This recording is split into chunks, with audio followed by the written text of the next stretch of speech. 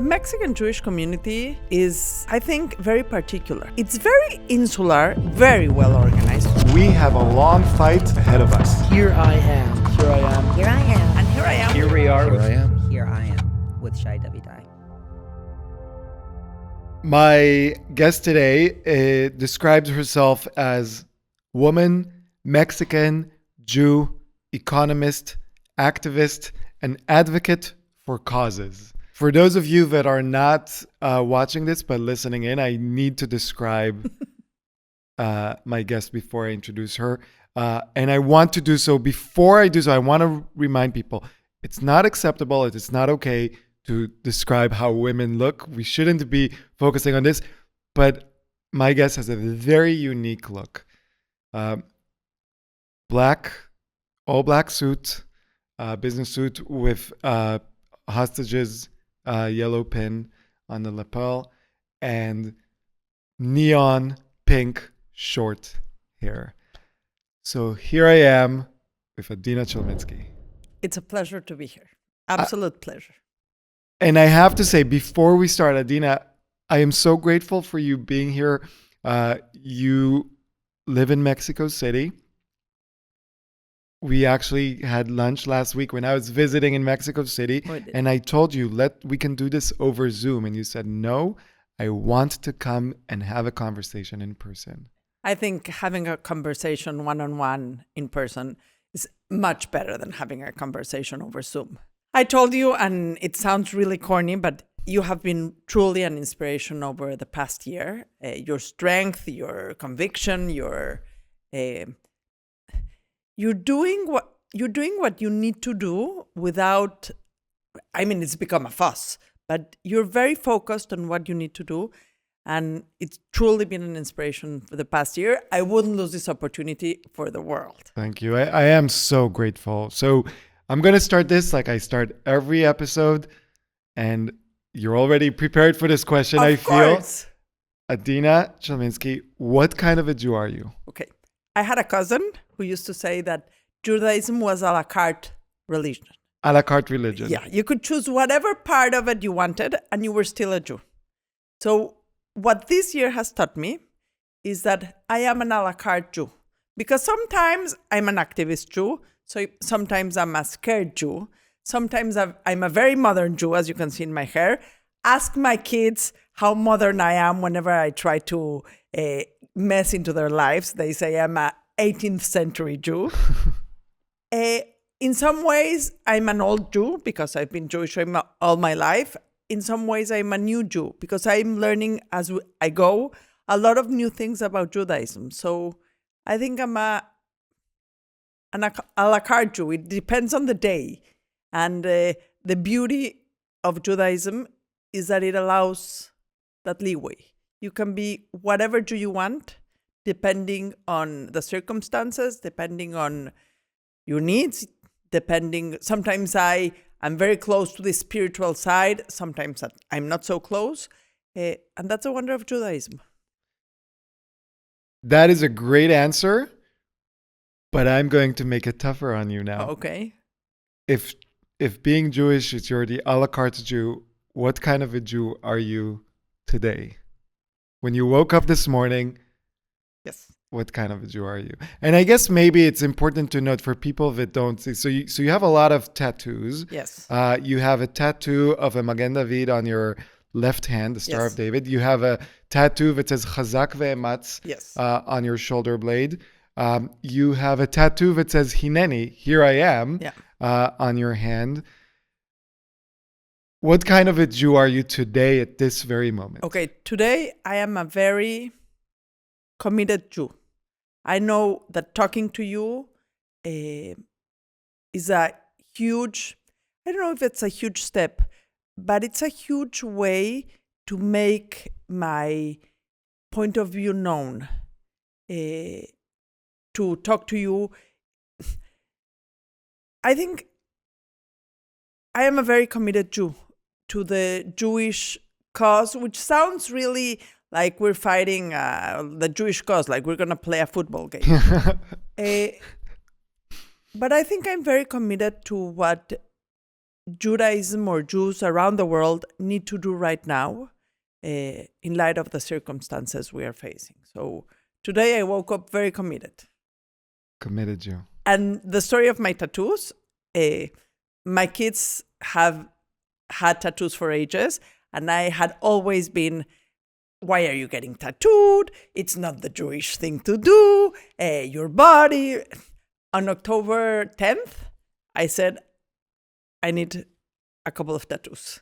And by the 17th, I was in the tattoo parlor having the Magen David and the Hineni done. And a couple of months later, I had the Chazak Bemats.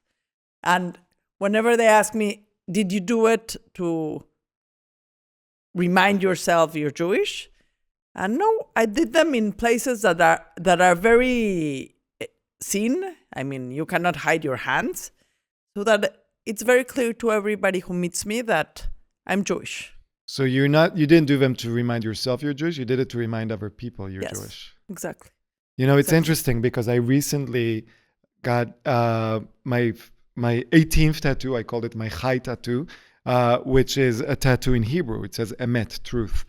And it's my first tattoo in Hebrew. I have many, many tattoos. And I was thinking, should I get a Hebrew tattoo? What if comes a time when we have to hide? Will I burn my hand? And I said, you know what? I am Jewish. I will always be Jewish. And if they come for me, and they'll know that I'm Jewish because of my tattoo, so be it.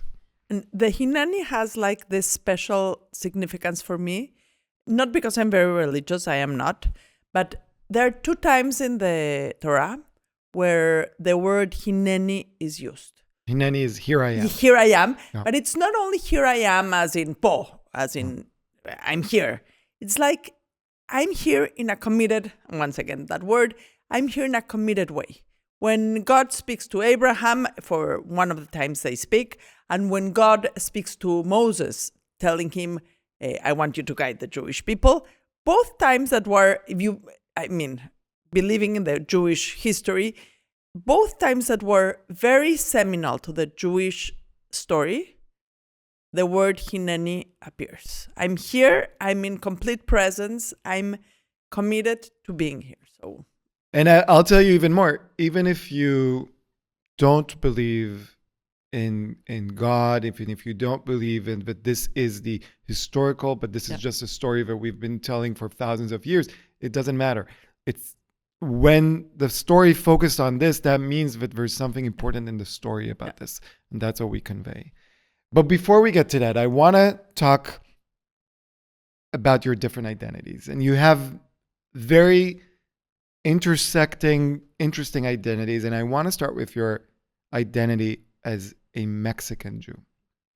You grew up, born and raised in Mexico City? Born and raised in Mexico City. Growing up, what was it like being Jewish in Mexico? The Mexican Jewish community is, I think, very particular. You've been there, you've seen us. It's very small. It's when I was born, it was 50,000 people. Right now, it's 40,000 people, more or less. Most of us live in Mexico City. There are a few that live in different cities. It's very insular. It's very well organized. We have institutions for absolutely everything. It's very self-containing. When you say absolutely everything, I want to make it clear to people that are not from Mexico, like what kind of institution. You have an Uber for Jews, Uber Magen David.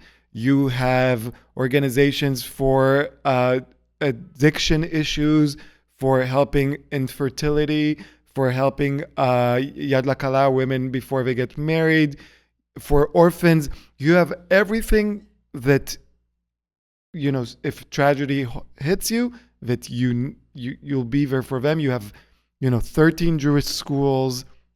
Yeah. You have entrepreneurship help. You have, from birth to death, your whole life is covered in all senses. All of the organizations are pro bono by people. Some people work there, but there are ideas that people have to make life better for Jews, making life better for Jews. So most people volunteer in these organizations, yes. which is a form of Jewish activism. Yes. The tzedakah institutions are very strong, very strong. And in some ways, it's very good because it's become a very insular community. We have a lot of relationship with non-Jewish people, both institutionally and some people personally. It's a wonderful community. It really is a wonderful community. And we'll talk about the bubble aspect of it. But before we get to the bubble, have you ever felt anti-Semitism growing up as a Jew in Mexico? Okay. Right now, when all this anti-Semitism issue is like front and center in our lives, you try to, hindsight, you try to think about things that have happened in your life. I never felt anti-Semitism. I felt that the non-Jewish world didn't understand what Jewish means. I mean, they knew I was Jewish. I mean, as you say, I have a lot of adjectives defining me, but for other people, whenever you're in a non-Jewish place, your first adjective is being Jewish. Yeah. I mean, you're for the world, you're the Jew. Yeah. First and foremost, you're a Jew. Even though I have pink hair, I am a pink-haired Jew. I mean, that undeniably. The first time I experienced anti-Semitism was I went to a Jewish school all my life. I went to college, which is not Jewish. I studied economics. And I remember one of my classes was the economic history of Mexico. And the teacher, and you just feel that something is going to happen before it happens. Mm. And the teacher is saying something about, the teacher is a very recognized economic historian in Mexico, really. And he starts saying about how when the Spanish came to Mexico to discover Mexico, they stole all these things from the Aztecs and all the gold from the Aztecs. And right before it happens, I know I'm 18 years old, 19 years old. I know something is going to happen. And he says, just like when the Jews came to Mexico at the beginning of the 20th century. Wait, so most people listening to this do not know the history of the Jews in Mexico City. So this economics professor made a comparison of the Spanish colonizers, how do you pronounce it? Conquistadores. Conquistadores, to, pillaging, exactly. Raping, taking all the gold, taking all the minerals, bringing it back to Europe. And they were comparing that to mostly Jewish refugees that came from Syria, Lebanon, North Africa, and Europe to Mexico. Yes. They came in dirt poor, and they did manage to make a life in Mexico, a very good life through work. So he's making this comparison between like the economic raping of the Aztecs and the Jewish refugees coming to Mexico. Ooh. And I stayed silent. What happened in the classroom? Well, everybody took it like... They took notes just like they were taking notes on how to add one and one. I mean, it was... And I stayed silent. Why did you stay silent? I don't know. Imagine how... I don't know if it's guilt, but how it marked me that I mean, that was 30 years ago. 30-some years ago. I still remember that feeling. I mean, I was 18 years old or 19 years old, and there's this very respected teacher in the university saying that. This is way before all this anti-Semitism thing erupted after October 7th. And I remember I still sometimes think about what I should have answered or what should I have said, or I should have stood up and left the room.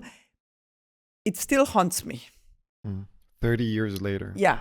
I mean, probably 32 years later. It still haunts me.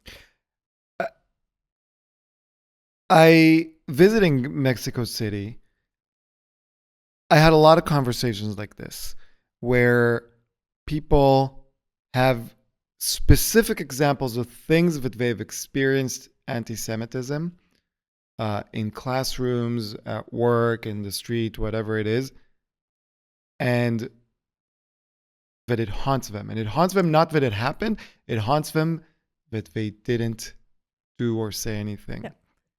And right now, I think one of the parts, that story is very, I didn't know I was going to tell you that story, but right now, thinking about it in these few seconds, I think that's what attracts me so much to your activism.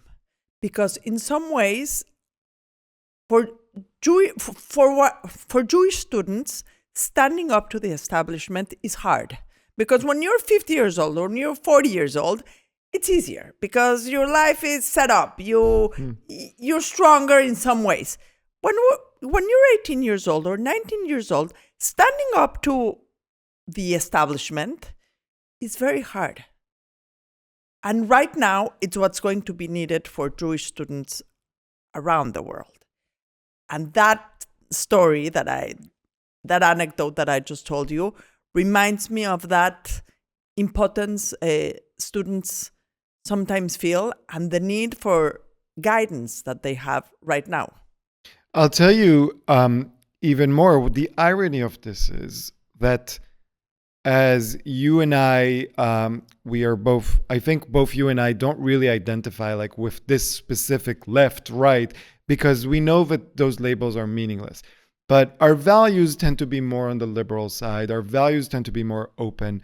And part of the idea of liberal values is noticing power structures, noticing how people abuse their power, if it's in sexism, if it's racism, with homophobia, if it's anti-Semitism. And those are values that are part of the academic world, especially in the United States, but my understanding is also in Mexico. And yet, we who know about this power structure are afraid to speak up, whereas the professors who would speak up about any other power structure in this instance were actually using it to abuse their power. In their favor. In their favor, yeah. Exactly. And I think it's very particular because I don't know if right now for professors in university, I know in the United States it would not, it would be acceptable to use that power dynamic in other, against, in racist comments or in homophobic comments, but for some reason it's okay to do it in anti-Semitic comments. However, having said that, that was paradise compared to what we are confronting now. It's become much more prevalent for Jewish students right now in university in Mexico to have issues with it's like subtle. The problem with these anti-Semitic comments is that they're so subtle that sometimes you wonder if you're right or wrong in having heard that, you know. And but what? Let me push back. Why is that a problem? Would you rather it be open, blatant anti-Semitism? They talk about your nose and your horns and calling you bad names. Don't we want subtlety? No, because in-your-face anti-Semitism, it's easier to distinguish and it's easier to combat. And whenever it never stays subtle, as we have seen in the past year, it never stays subtle. But this, when people are like, they thread a fine anti-Semitic line, it's harder to combat. Because I think, or at least it was for me when I was 19 years old. And maybe it's also harder now, because whenever there's this fine line where they're not really saying what they don't mean to say what they're saying, which is ironic, it's harder to perceive and it's harder to fight back, I think. So And I want to get to the fighting part. Yes. I'm going to get with you to the fighting part. Before we get to the fighting part, I want to make it clear that fighting for Jewish civil rights is not just fighting against, but it's also fighting for. And we talked about the organization of the Jewish community. When I visited Mexico City, I left feeling a bit torn. And I'll tell you why. Because on the one hand, it's one of the strongest, most beautiful, most connected communities, Jewish communities that I've seen in the world, and I've been traveling a lot around the world.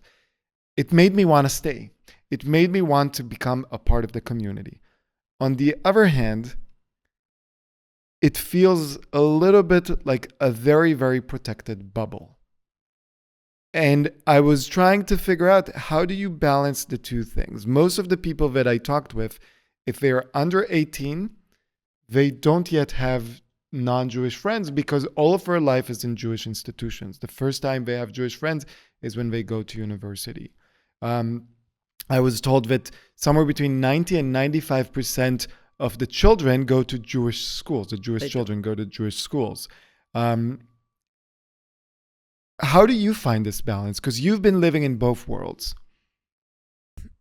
I think it's a balance that was very doable before October 7th. I do think that October 7th, I don't want to use the word changed, because changed is like it happened once and there was a change and now it's another world. October 7th is changing constantly for the past year, and I know in the future, the relationship between the Jewish community and the non-Jewish community. And I think... how is it changing it?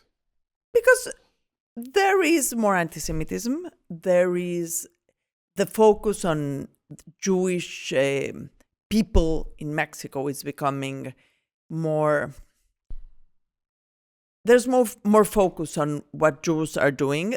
There is, I mean, you can explain to your last breath that Jews is one thing and Israel is another thing, which I think it's the same. But people in Mexico, most people think that I have a personal phone connection with Netanyahu and can tell him what he needs to do and that he will. Just to be clear, you don't?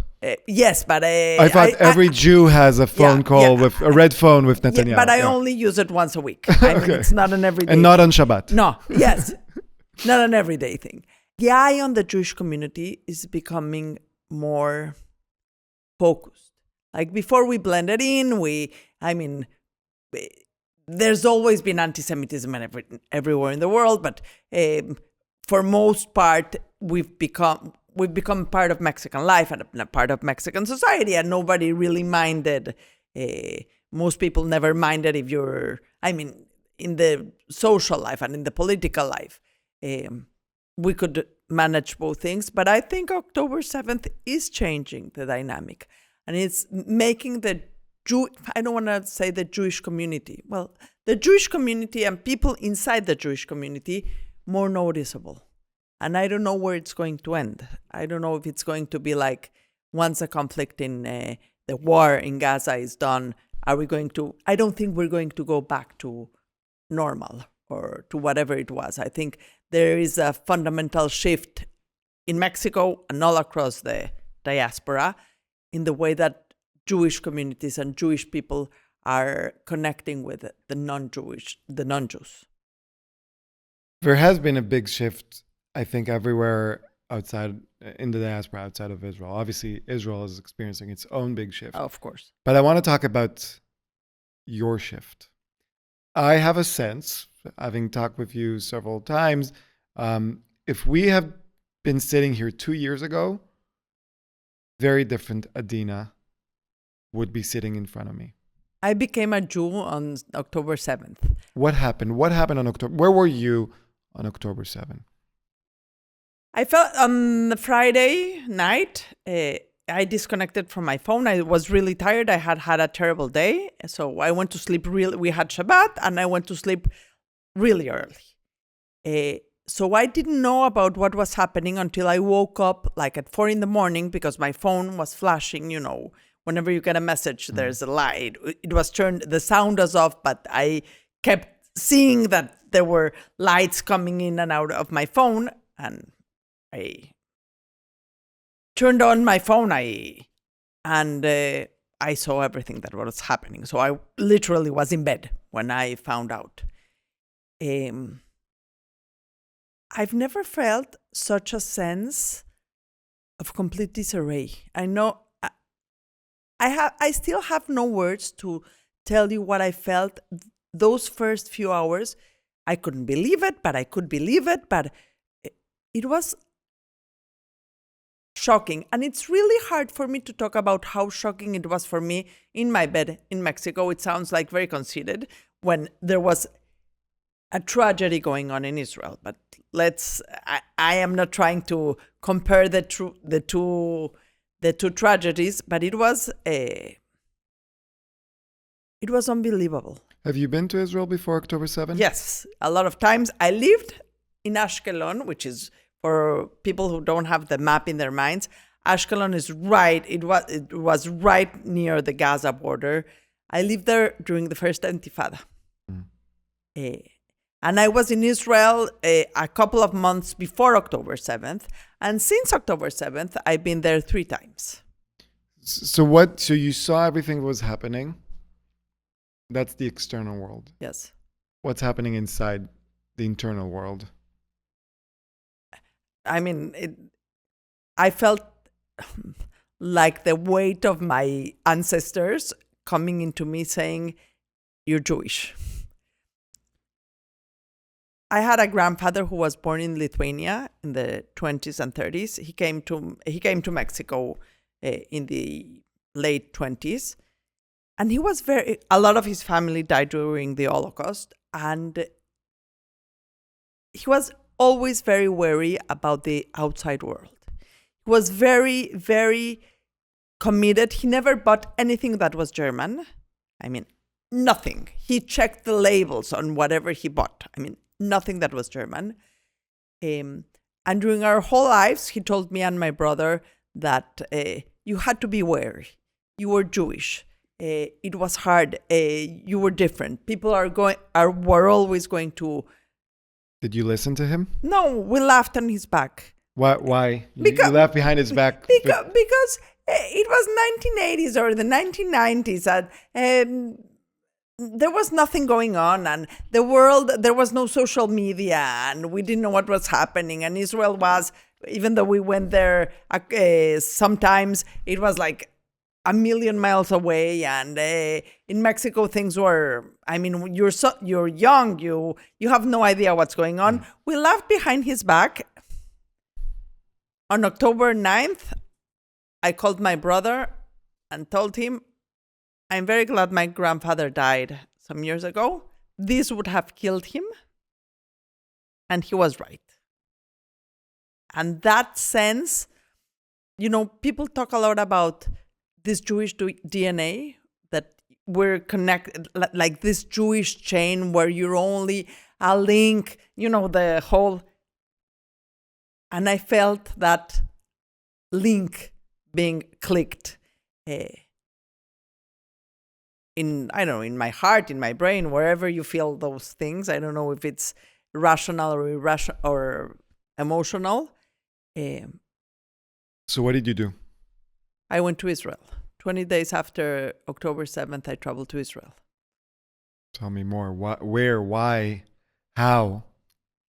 I was in a complete state of shock and disarray. I mean, and my husband got invited to Israel by Birthright. Birthright organized the first Jewish mission to Israel on October. It was mid-October when they started planning. And they invited him. And I think he saw me in such a desperate state that he said, "Take my place. You go. You see. It's your place to go." So I took a plane and went to Israel. I was with the Birthright people for 5 days, and I stayed with my family for a couple days more. And that was life-changing. I mean, think about it. It was October. it wasn't even a month after October 7th. We went to the kibbutzim, we went to Zerot, we talked with a lot of people, we met the hostage families 20 days after or 30 days after the tragedy. And it was really eye-opening. I don't know if in a good way, but it was, I mean, we went to Kfar Aza when the Hebra Kadisha people were still cleaning. If you close your eyes now, what is the one image or memory that comes from that early trip? It's not what I saw, it's the smell, which sounds, but going into Kfar Aza, we had to go with a military escort because, I mean, it was empty. No civilians were allowed. We went there with a military bus, and we went there with an escort, and we were all dressed in military gear. And I had seen the pictures because by October 20-something, we had all seen the pictures. I mean, so in some sense, you have like a preview of what you're going to see. But you step down from the bus, and suddenly you get this smell, and you know what that smell is. You know it's like the smell of death. I mean, I don't know any other. Can I ask you, what did it smell like? Sour. I don't know, sour. Like you're smelling something that shouldn't be smelled. I don't know, because I can imagine it's the smell of blood plus the smell of everything that was burnt and the smell of whatever human. And that part, if I close my eyes, I see black, I smell that. And the image, there is an image I do see, is that we went to this house, well, this part of the Kfar Aza, and everything was burnt because houses were burned to the ground. Just to for people that may not know all the facts and everything, what had happened was the Hamas terrorists went door to door trying to kill as many people as possible. When they couldn't get into the bomb shelters, they would burn the houses and either wait for the people to come out to shoot them or burn them alive. Yes. This is why so many of the houses were burnt. And there were two images. One is a house that was completely burned, and the only thing that survived was a soccer ball, a green soccer ball. Don't ask me why a green soccer ball, which it's like completely flammable. You're Mexican and it's green. Yeah. It's, of course. And the soccer, and in another house that was not burned, but the people inside were shot.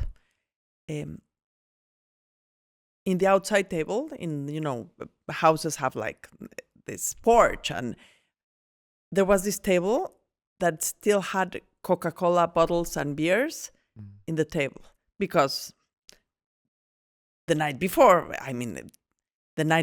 which had been a Friday, I'm sure people had Shabbat dinner in the porch, and they drank a beer and they had some soft drinks and whatever, and they probably said, we'll clean this up in the morning, and morning never came. And when you had this experience, you came back to Mexico. What happened? What changed? I started writing a lot and started to become very active in social media and in Mexican circles, writing about and explaining what had happened on October 7th. That's what I've done most of the 14 months that have happened since. And it's become an interesting experience, and I'm going to say interesting with quotation marks. with quotation marks, because it has been interesting in every sense of the word. It's been very... I'm going to start with the bad and end with the good. It's been, I don't know how to say it, but a shit show of hate, as you know. Terrible. But I've also learned that there are a lot of non-Jewish people that really do want to learn. I don't know if the numbers are 50-50 or 90-10, or I don't know the percentages. I mean, but there are a lot of people that, non-Jewish, that do want to learn, that do want to know, that are, a lot of people are blinded by this social media frenzy. But there are some people that really want to ask, that really want their questions answered, that have real, I don't know if concern is the word, but that have real need to understand what's going on. And I think that in this frenzy of all the hate and the social media madness, we are, or at least we can lose sight of this group of people that are really important to the Jewish cause. And let me say before, for everyone who doesn't know me, and you know this, the war is a tragedy. I mean, I am not minimizing everything that's going on for all sides. The war is a tragedy. But right now in Mexico, and I guess also in the United States, it's like there are two wars going on. The war in Israel and Gaza, where nobody has control.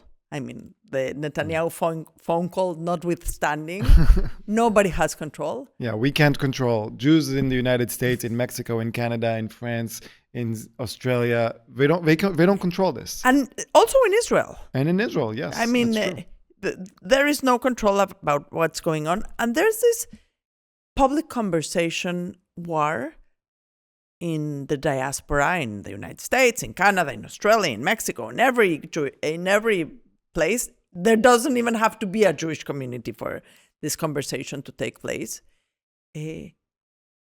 That's being fought, and that's not as tragic, by no means, but it also has a lot of consequences. And that is a war where we can have some impact.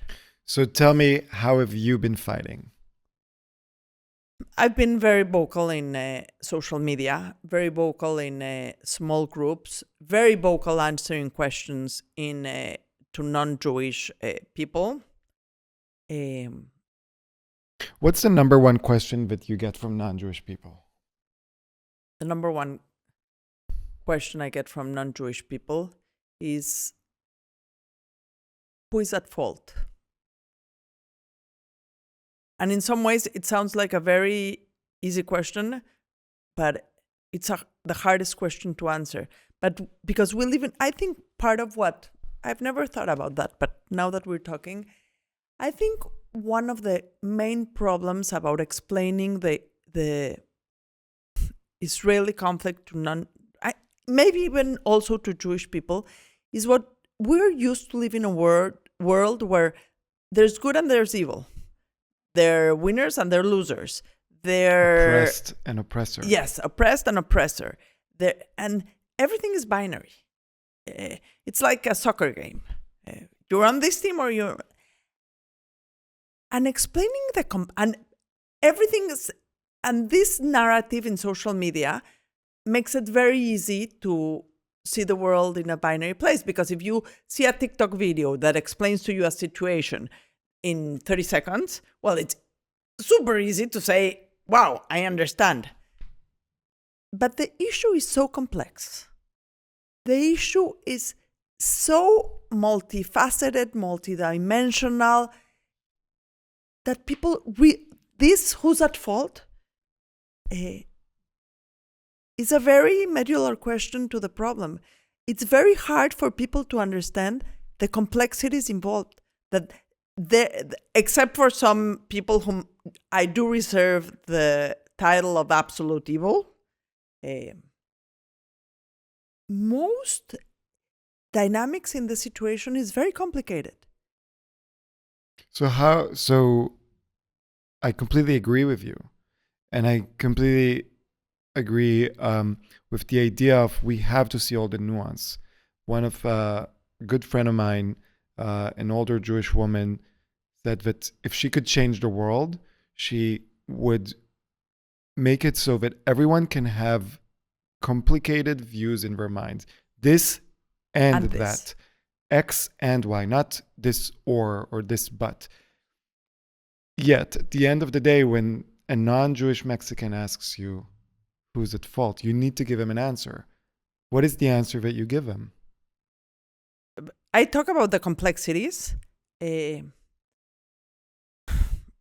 never point my I think Hamas, what happened in October 7th is absolutely inexcusable. I start with that. That it's situated in a very complex situation, undoubtedly. But I think that's like the hinge that separates the past from the present and the future. I think October 7th, even though it didn't happen in a vacuum, because I know a lot of people are going to say it didn't happen. No, it didn't happen in a vacuum. Nothing happens in a vacuum. No, nothing happened. I mean, it's not a lab. It's not a lab. No, but it's important to note this because they always say it didn't happen in a vacuum when the victims are Jews. Yeah, of course. But they never say it didn't happen in a vacuum when the victims are anything else. Yeah. Nothing in the world happens in a vacuum. No, it's like now there's this conversation about nothing justifies what's going on in Gaza, and nobody says, well, nothing justifies what happened on October 7th. I mean, they even say resistance is justified. Yeah. So it's become a battle. I think the social conversation has become who has the cutest, the word is not cute, but who has the wittiest arguments to fight this war, because this social conversation war has become about having the wittiest arguments or speaking the loudest, or as you've said in a lot of things that you say, we're outnumbered. So it's become who yells the loudest, who has the most followers, who has the cutest slogans that rhyme, and that when the situation is tragic for everybody involved. And the side effects of what's going on in Gaza and in Israel have really permeated what's going on in the world. And as you said a couple of minutes ago, it's not only about the Jewish standing in the world, it's about the values, the Occidental values that have come into question. I want to shift gear for a second because I want to make sure we get to all of your identities. And I think, like me, you're 100% Jewish, not just in blood or religion, whatever, but in your identity. I feel like you're 100% Mexican, or 99%, 100%. 100. And you're 100% woman. Yes.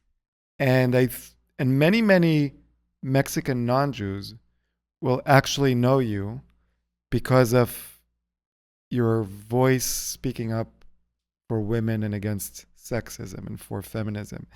What is labura arisca? And I hope I say it well. Is that labura arisca? You have a problem with the R's, which being Israeli you shouldn't have. Labura. Labura arisca. Yes. Okay. Fine. Which, by the way, according to Google Translate, means the unruly donkey. Yes. Is that correct? It's a very correct translation. What is the unruly donkey? The Unruly Donkey is a podcast I have with two co-hosts. That's a very big podcast in Mexico.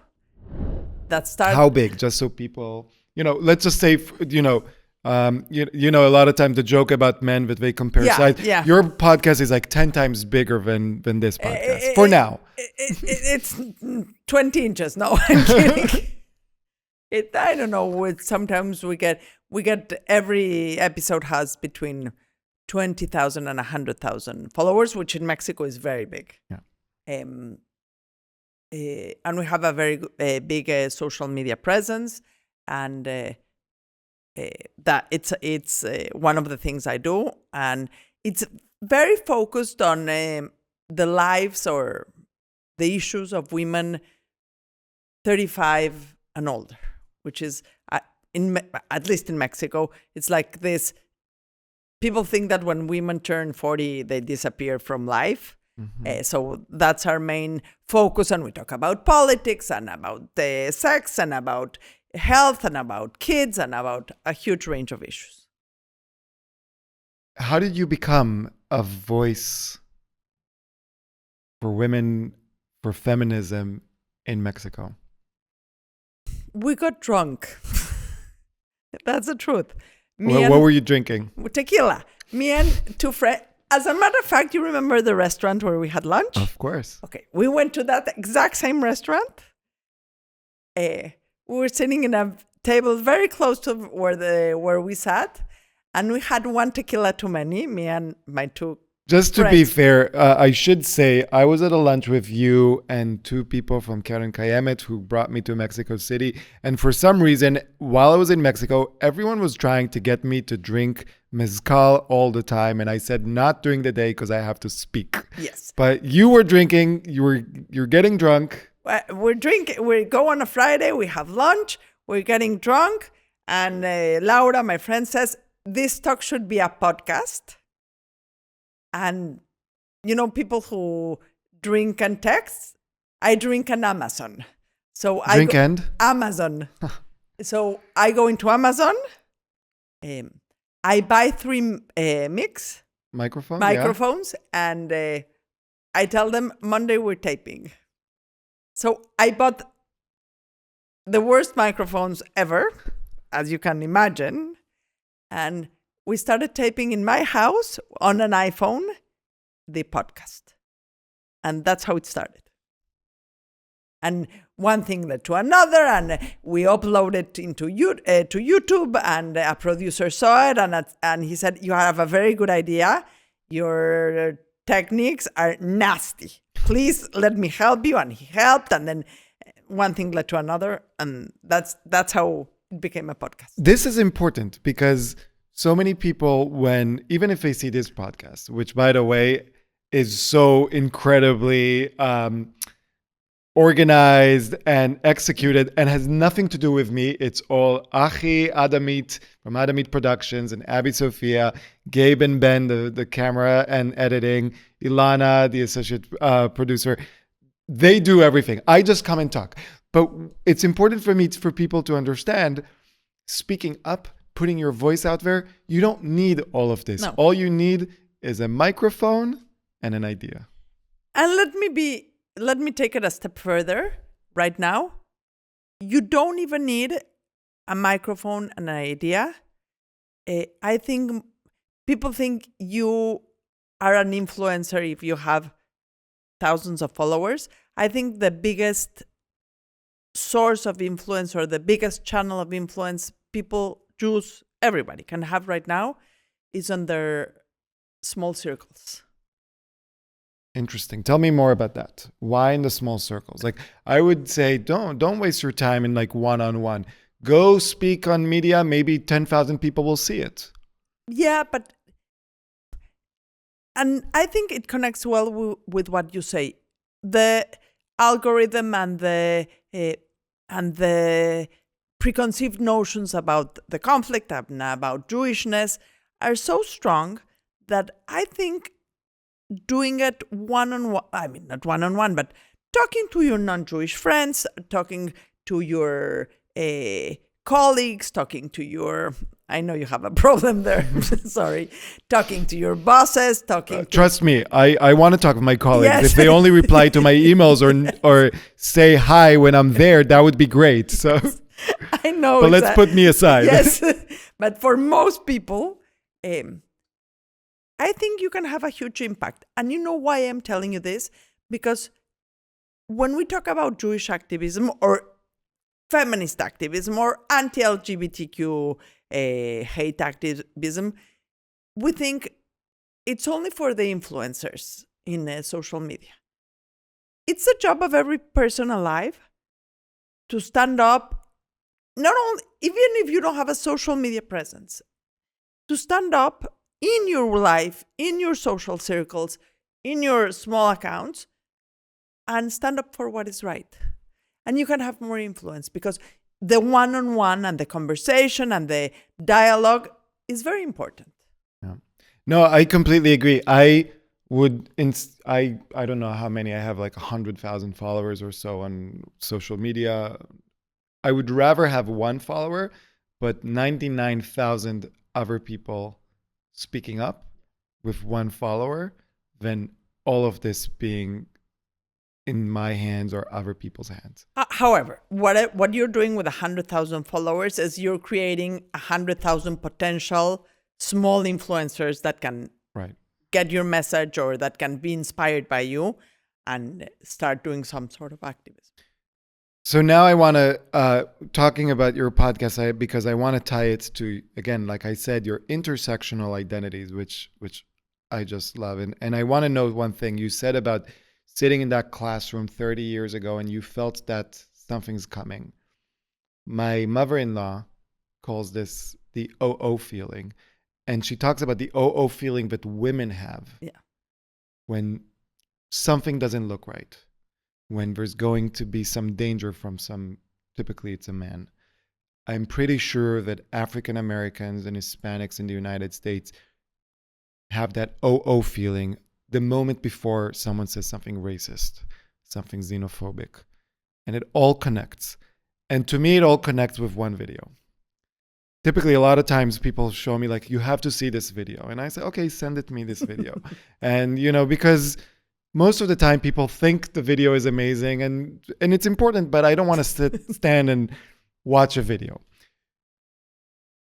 Last week, in the street in Mexico City, standing on the street, you forced me. I know. You I'm forced so sorry. me. Wait, but you forced me and two other the guys from Cacao, Ricardo and David. And you said you have to watch this video. I said, okay, send it to me. He's like, no, watch it now.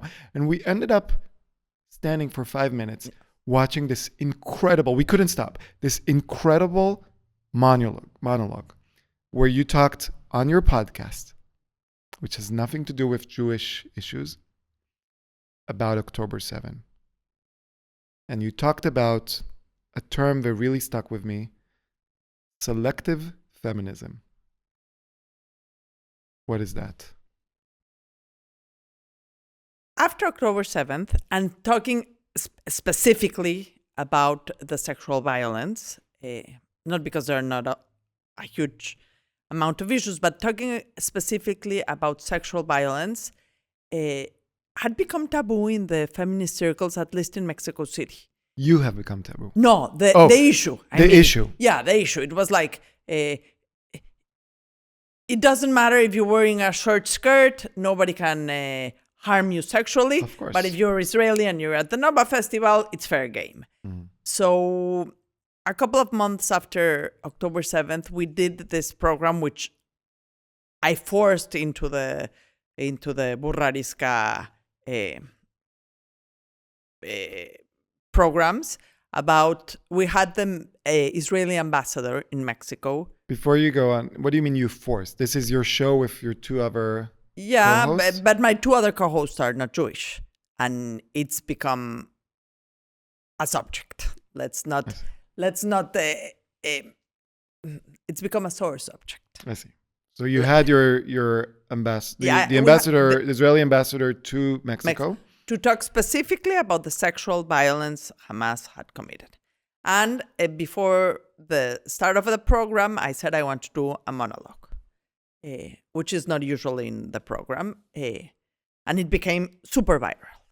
And I was talking about selective feminism because for 100 years, 50, at least for 50 years that I've known, the issue of sexual respect to women has been central, front and center in the feminist battle, because it is an issue. It's the most important issue. Feeling safe wherever you are from being harmed sexually. I mean, it's front and center in the feminist cause. You cannot be harmed if you're wearing something sexy, if you're drunk, if you're you're nasty. You cannot be harmed sexually. I think 4 words. Rape is never okay. Yes. Period. And then in come the terrible news about October 7th, and people are women, feminist women, who have fought all their lives for this issue, suddenly have doubts, suddenly want to put this in context. And there are some Why? things. Why? Ironically, I'm going to say it depends on the context, which is bullshit.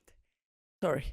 I think there is an issue about anti-Semitism that is not named anti-Semitism that shines through the cracks. And I think that's one of the cracks where it's shown through. I don't know because I can never... I mean, there was the Boko Haram girls some years back. There's this huge issue with Iranian women in Iraq. Iranian women with Syrian women. And every time you stand up and you say, it is not okay. It is never okay. And it is never okay even for Palestinian women. It is never, never, never okay to use sexual violence as a upside of war. I'm a soldier. I'm a resistance fighter. I can rape women. It is never okay. And people suddenly forgot. And in some senses, you could say that in the beginning, I said feminism sucks because of that. Right now, I can tell you it strengthens my conviction that feminism is right. Some feminists are not, but fighting for the respect of women. All women. All women. The ones I like and the ones I don't. The ones I believe in and the ones I don't. It's medular. And what happened on October 7th, the silence of the world, it can hurt us as Jewish women. It does hurt. But it took back the feminist movement 50 years.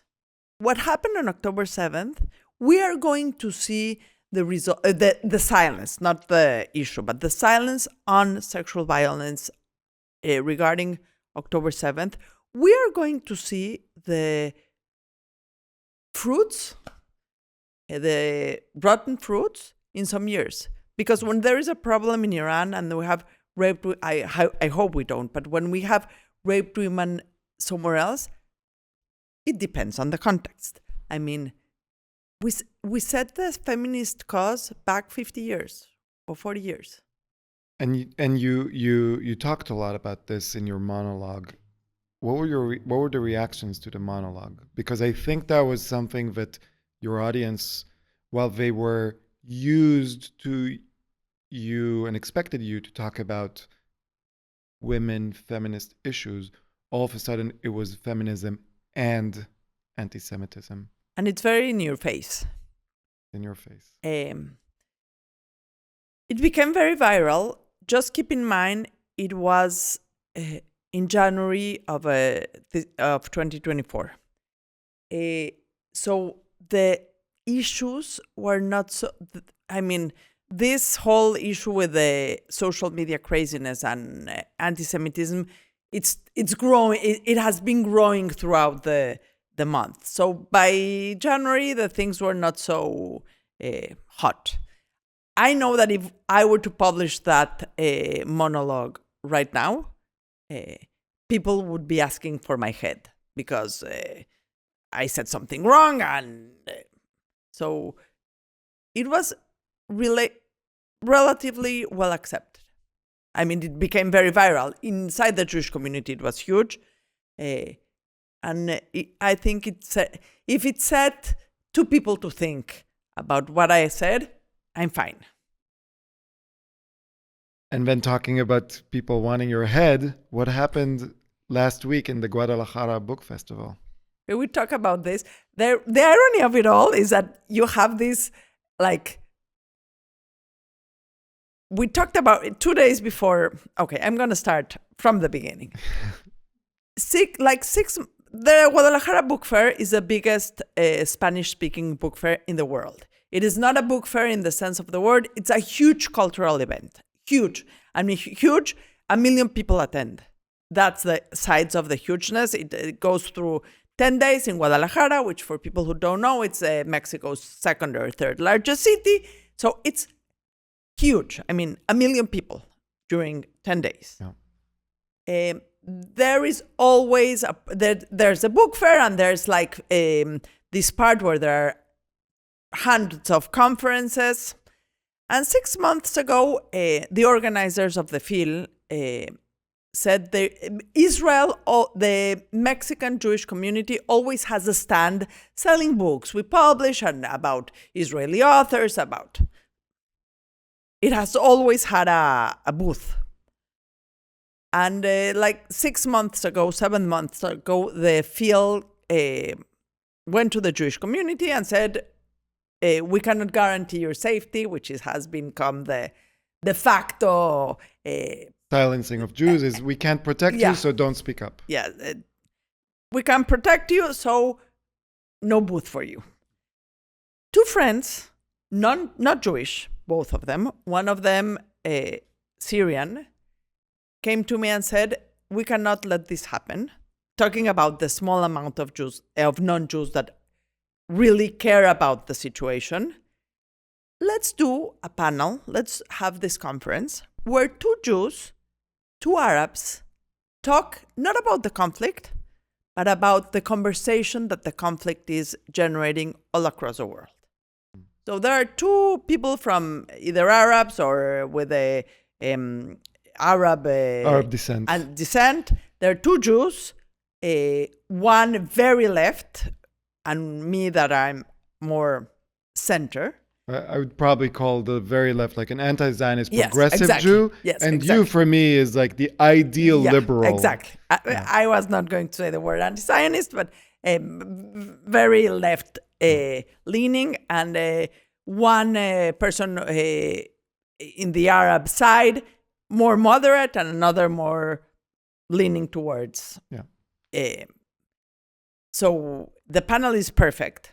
It's like the perfect combination. 2 or 3 days before the conference, I get a call from the organizer telling me, do you think there would be any security issues? And I said, no. He tells me, do you want a bodyguard? And I said, oh, no way. I'm not going to go into any place with a bodyguard because it automatically sets you apart. So I call people I know who know about security in Mexico, and I tell them, should I get a bodyguard? And they say, what's the worst that could happen? Some yelling. I said, okay, I can handle yelling. I mean, I have 3 adult children. I went through their adolescence. What can whomever has adolescent children will know that you're used to everything. Okay. So we go to the conference, and whenever we are in the room waiting for the conference to happen, and these 2 women come in and tell the organizers, there's something strange. The lobby where the event is going to take place is full, but the auditorium is not. Oh, maybe it will take time for them to come in. So we go into the conference, and And to be clear, this is a conversation. And it's not just a conversation that's important to have. It's a conversation about the lack of conversation. Exactly. Right. It's called Other Ways to Converse. Right. Which is the entire thing that you've been doing all your life, Yes. trying to converse in dialogue, different points of view. And ironically, 3 of the panelists are, you could say, very on the Palestinian side. I was the only panelist that could be more pro-Israeli, if I hate using that part because it again goes into the dynamics of it being pro or against, but let's simplify it and say it's a panel that's more pro the Palestinian side than pro the Israeli side. Just to the three other people are really smart. They're really, really smart people that anyone can benefit from listening to them. Anyone. So when the moderator starts talking, in comes an influx of the people who were in the lobby. Some wearing black shirts with a Palestinian Press logo on it. The first panelist, I mean, you see the influx of people. The first panelist, who's a Jew, who's very left, who was going to tell, yes, it's a genocide, whatever, says two words. He says, I am Jewish and I am from Arab descent. He says that sentence and all hell breaks loose. And this is a Jewish panelist that they agree with, but we don't know yet because we don't even let them speak. Exactly. And he said exactly one sentence. I am, this for me is personal because I am both a Jew and I am both from Arab descent. And he says that, and all hell breaks loose. We have a guy starts yelling, genocide, genocide, genocide. The moderator says, please let them speak. This guy once again starts with the same sentence, I am a Jew of Arab descent. And all of the people that came into the conference, I mean, not all, but imagine, I felt there were millions, but all truth being told, I mean, there were 300 people in the auditorium, probably 200 people start coming into the podium with Palestinian flags, yelling, with posters of my face, which they had made, with posters of the printed of tweets I had written on Twitter. And they start coming towards the podium where we're sitting. And this, whatever I'm telling you right now, I get from what the videos I've seen, because I don't... You were shocked. I don't remember. I see, I mean, tens of security guys stood in front of the panel. The moderator said, this panel is over, because there was absolutely no way of continuing. Someone comes up to me and says, please come to the back of the room. And I see that I stand up and then I sit back down because for some reason I thought a conversation was still possible. And after 10 seconds, 20 seconds, they come back to me and says, no, you really need to get out. So I go out of the room. The other three panelists try to talk with the mob.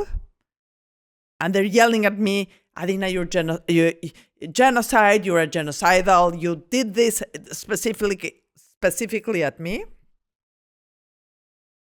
I go into the back of the room. I'm kind of watching from the outside. And the other three panelists try talking to them. The security people take the other panelists out. My husband was in the audience.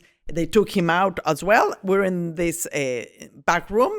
The other three panelists leave. And there was an issue of how to take me out of the back room and to another place. It's a security issue. Yeah. So in come these two bodyguards. Wow. But you didn't want originally. And as I go out, I see a human chain of people. I mean, it was 20 meters long. It felt like kilometers, 30 meters long, from the safe room where I was to the place where they needed to take me. And there's this human chain of people chained one to another. Linked arms, yeah. Linked arms, yelling at me. And the only thing I remember is the bodyguards, like, I don't know, not carrying me, but like guiding me. And my husband behind me telling me, do not cry. Don't cry right now. Don't cry right now. Don't cry right now. And it must have taken like how long it takes you to walk 20 meters. I mean, seconds. I went into a room. Did you cry? Of course I cried. Of course I cried. And of course I cried. I cried when I was walking. Why were you crying? I was scared. When I told you about, when you asked me what kind of Jew I was, and I said, sometimes I'm not the Jew with trembling knees. Sometimes your knees do tremble. Sometimes I was scared.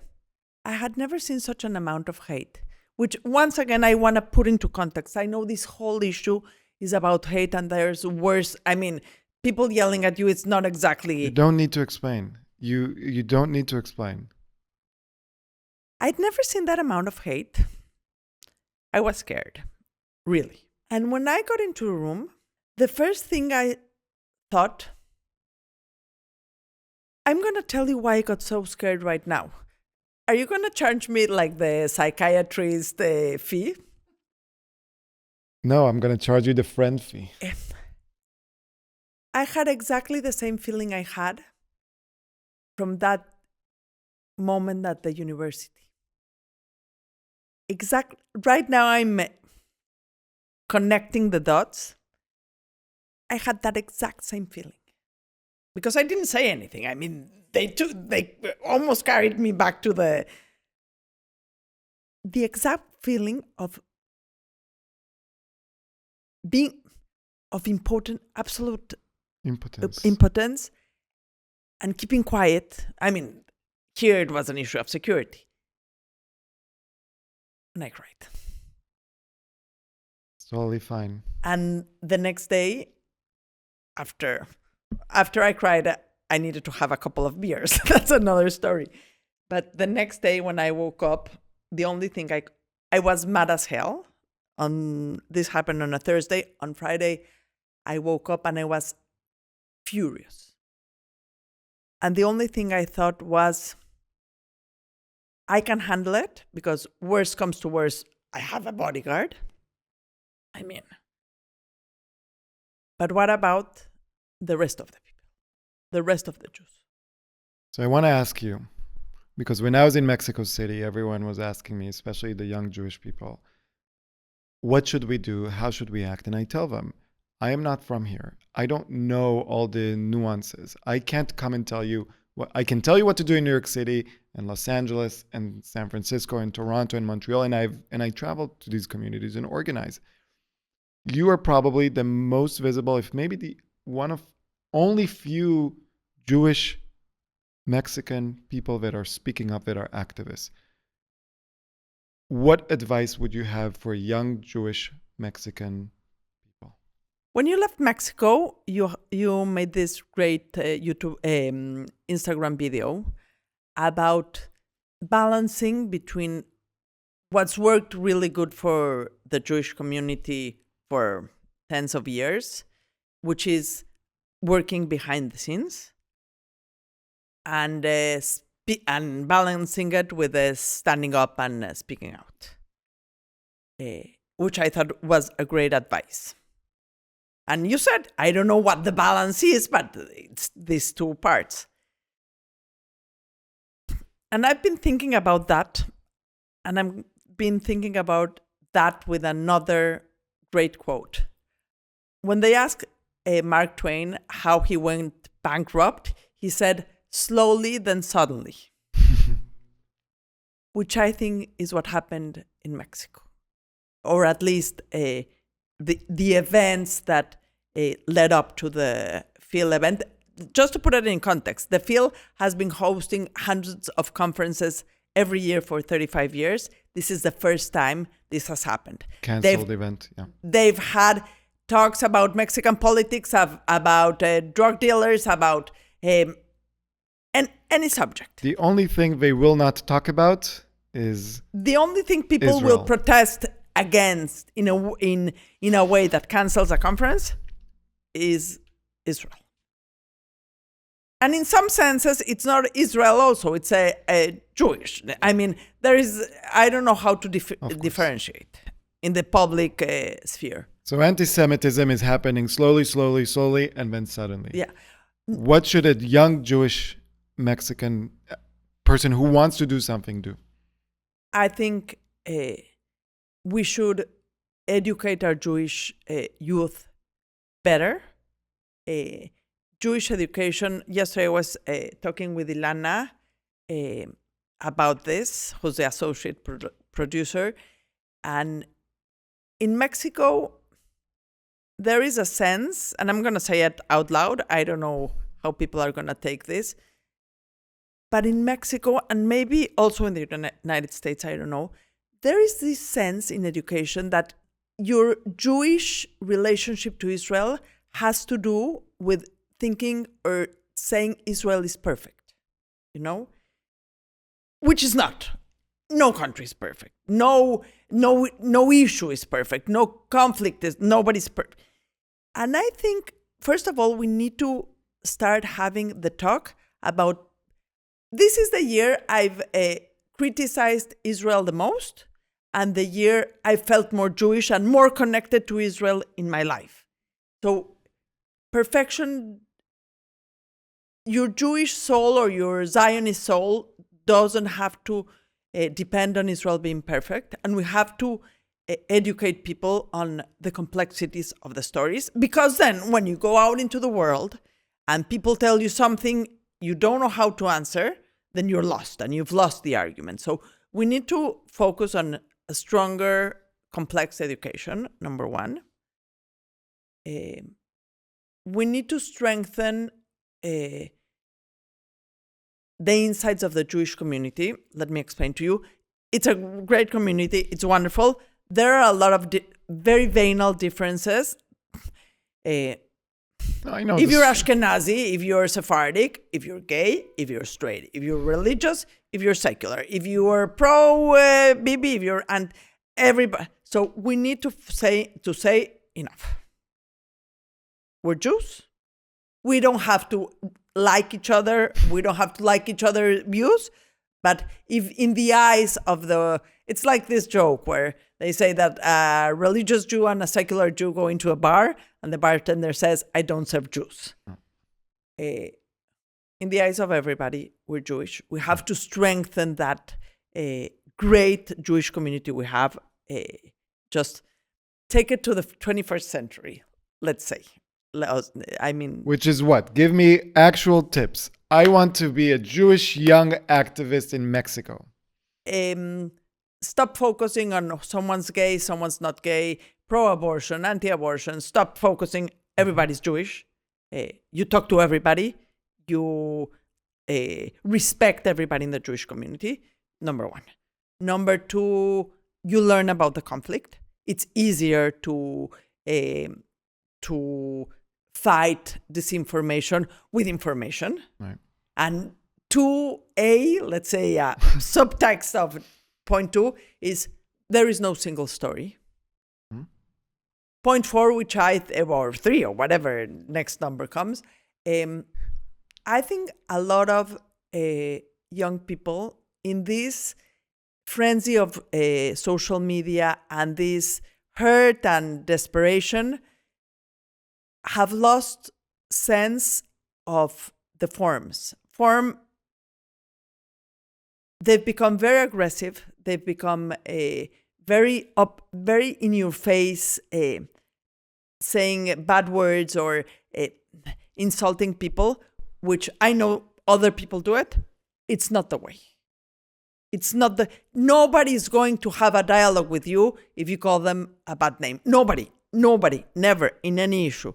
So we need to focus on form, which I have to learn too, by the way. No, which is fine. Nobody's perfect. I am not an example on form. I've lost But Yeah. hindsight, Yes. there are a lot of things I shouldn't have said or said in a better way. I mean, lessons. We're all works in progress. Yes.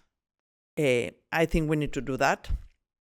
And the last point, I think if you have a huge social media platform, good for you. Stand up. If you don't have a social media platform, you can still be an influencer with those around you. I think that's, oh no, I am not going to do any, I am not an activist because I don't have 1,000 followers on social media. It's bullshit. You can be an activist if you have 2 friends. I didn't have 1,000 Yeah. or, you know. I mean, you can be an activist however, wherever you are standing in life. And I'm going to say one that I just... Number 5. Cinco. Number whatever.